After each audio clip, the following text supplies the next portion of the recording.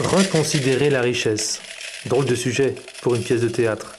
Pourtant, plusieurs compagnies de théâtre à travers le monde, en Europe, en Amérique du Nord, en Amérique du Sud, s'emparent en ce moment de cette question. Elles mettent en scène, chacune à leur façon, des questions comme comment prendre en compte d'autres richesses au-delà de la richesse financière. Elles explorent la question des indicateurs de richesse, de notre approche de la monnaie, des enjeux démocratiques autour de la richesse, des politiques de bien vivre ou de notre rapport individuel ou collectif à la vie. En France, c'est la compagnie La Tribouille. Au Québec, le théâtre Parmi nous. En Belgique, le théâtre du public. En Italie, c'est la compagnie Laboratorio Amaltea. Toutes ces compagnies se sont embarquées dans un même chantier de coopération internationale théâtrale qui prend pourtant des formes très différentes selon le pays où l'on se trouve, la culture des uns et des autres et les formes habituelles d'approche artistique de chaque compagnie. Mais pourquoi s'emparer de ce genre de questions en ce moment ? On ne peut pas dire que la société dans laquelle on vit soit particulièrement satisfaisante d'un point de vue écologique ou politique ou économique ou social. Écoutez, c'est parfait. En ce qui me concerne, je crois pouvoir penser que nous avons les moyens d'avoir un enfant. Cela implique bien sûr que nous ne rencontrions aucun frais supplémentaire à engager jusqu'à l'accouchement. Tout est calculé bien serré, nous n'avons aucune marge. Alors c'est entendu. Nous allons concevoir cet enfant. C'est accordé. Et surtout, on a voulu lutter contre le sentiment d'impuissance que la société actuelle, la société de marché, développe de par sa manière de fonctionner. Et ce sentiment d'impuissance, il est faux. C'est une illusion qu'on essaye de nous faire avaler. Et donc on a voulu lutter contre ce sentiment d'impuissance en recherchant tout ce qui était positif dans la pensée de Patrick Vivray et aussi ce que nous trouvions de positif dans nos propres vies et comment on pouvait s'approprier les éléments de sa vie. Si la société est mortifère, nous on a décidé d'être du côté du vivant. Et cette manière de voir les choses nous a amenés à vouloir pour le spectacle une forme éclatée, très très ludique, vive, un peu absurde parfois, drôle. Et le centre de nos pensées, même si ça n'apparaît pas exactement dans le spectacle, c'est quand même l'échange, les échanges entre les humains. Parce que pour nous, le théâtre, c'est entre autres parler de la relation humaine. Et nous avons trouvé dans le rapport de Patrick Vivray un écho très fort à cette approche. Il met la question du vivre ensemble, de la relation entre les êtres humains, de la relation des êtres humains à leur environnement. Il met cette question au cœur d'une réflexion qui prend en compte la complexité des questions économiques, sociales, environnementales, politiques, philosophiques, culturelles. Donc, face au bouleversement du monde actuel, aux crises que nous vivons, la question importante, c'est qu'est-ce qui compte le plus pour nous ? J'aime ce tintement. Ça teinte comme un appel. Hop. Donc, ça nous renvoie à une autre question, c'est comment réouvrir nos imaginaires ? Donc, réouvrir nos imaginaires pour qu'au-delà de la seule question financière, on prenne en compte toutes les autres formes de richesse. Et cela ne doit pas se faire simplement par une approche intellectuelle, mais également par une approche sensible, poétique, où les artistes ont un rôle à jouer. Monsieur s'adresse à moi pour emprunter de quoi financer des travaux dans sa maison. Pour vous, monsieur, tout va bien ? Vous êtes solvable ? Eh bien, le système monétaire actuel manifeste de plus en plus ses lacunes, ses limites. La crise, c'est un grand révélateur de tout ça.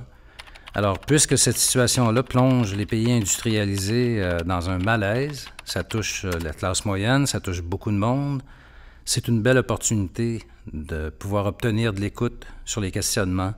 Je vais faire fructifieux d'argent.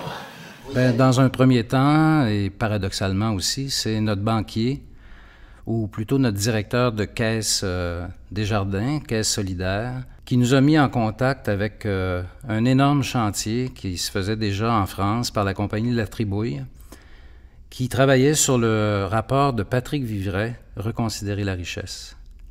La suite, c'est une rencontre improbable de créateurs, de compagnies de théâtre engagées, qui nous a amenés dans un tourbillon de partage, compagnonnage, amitié. C'est une première décision aussi de mettre tous les résultats de notre travail en commun, en disponibilité, par le principe du logiciel libre. Ça nous a entraînés dans un mouvement fusionnel de création, avec nos amis français, belges, et ensuite avec les Italiens aussi. Quelques voyages plus tard, nous sommes devenus une famille, une grande famille, une famille qui fait des petits, qui se reproduisent un peu partout, Italie, Brésil, bientôt peut-être Honduras, et on l'espère plus tard ailleurs aussi. Que peut-on faire? La consommation est le moteur du système capitaliste. Il faut relancer la consommation, aller dans les magasins, dépenser, acheter des affaires. Ces thèmes sont d'une actualité brûlante pour la bonne et simple raison que l'économie est en crise. Voilà, c'est pas un scoop. Alors aujourd'hui, on se rend compte que les conditions de vie sont en train de se dégrader partout, et du coup on se repose quelques vraies questions. L'une d'entre elles étant, est-ce que vraiment l'économie dont la finalité repose sur cette aberration qu'est le développement exponentiel du profit, une impossibilité mathématique, donc est-ce que l'économie ne nous mène pas tout droit dans le mur? Ce qui pose une autre question. Est-ce que cette immense machine qu'est l'économie, est-ce qu'elle n'a pas ses propres besoins? Des besoins entièrement opposés aux besoins de l'homme? Est-ce qu'on doit reconsidérer la richesse ou plus simplement réfléchir à une remise en question de ce qu'est la richesse en elle-même? Tout simplement, on se rend compte que ce qu'on appelle le pain, c'est tout simplement pas du pain. C'est un exemple que je reprends fréquemment parce qu'il est simple. Le pain, il a été fait pour être vendu, pas pour être mangé. Ça paraît tout simple comme ça, mais c'est fondamental. Donc la question c'est, est-ce qu'il ne faut pas agir pour que nos enfants un jour, et tous nos enfants, au nord, au sud, à l'est, à l'ouest, puissent manger du pain et non pas consommer des marchandises? Voilà, c'est un peu comme ça qu'on a construit notre réflexion autour du spectacle.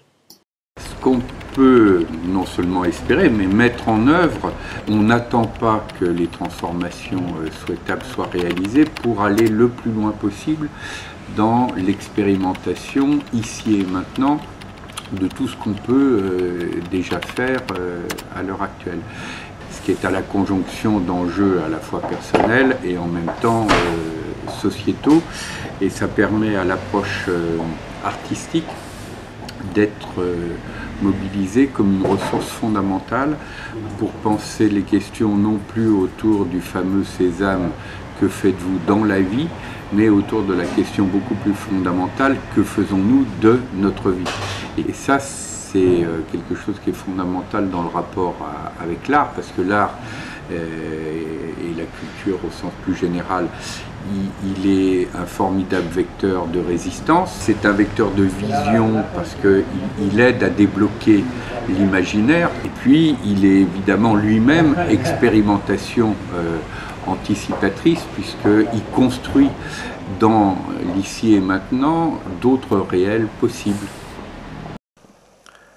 Chaque compagnie part à la rencontre sur son territoire de réseaux, d'interlocuteurs, eux aussi intéressés par ces questions, pour les faire résonner autour d'eux.